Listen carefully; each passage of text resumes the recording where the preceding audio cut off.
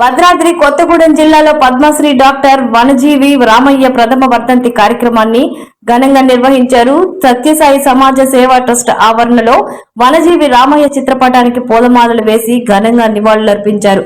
ఈ కార్యక్రమంలో Kothagudem mayor mood Ganesh పాల్గొన్నారు.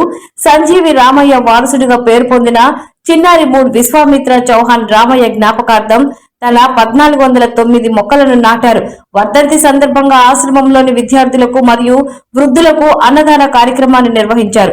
పర్యావరణ రక్షణ కోసం కోటి మొక్కలు నాటిన రామయ్య జీవితం అందరికీ ఆదర్శమని, ఆయన ఆశయాలను ముందుకు తీసుకెళ్తున్న చిన్నారి విశ్వామిత్రను మేయర్ ప్రత్యేకంగా అభినందించారు.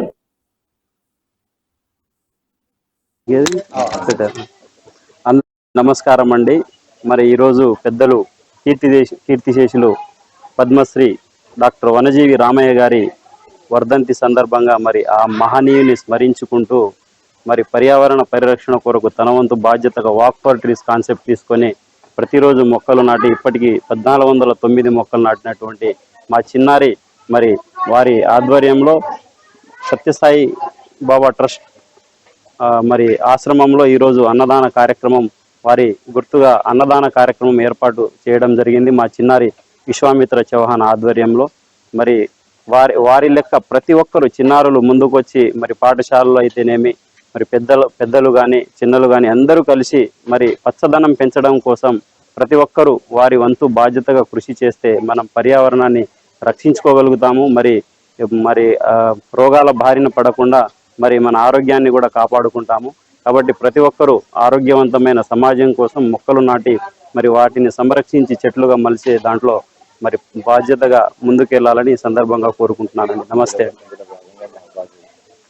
ఇందులో భాగంగా మా బాబు మరి ఈ రోజు కూడా వాక్ ఫర్ ట్రీస్ కాన్సెప్ట్ లో భాగంగా ఈ రోజు ఒక మొక్కను నాటి మరి వనజీవి రామయ్య గారికి ఘనమైన నివాళులను అర్పించడం జరిగింది.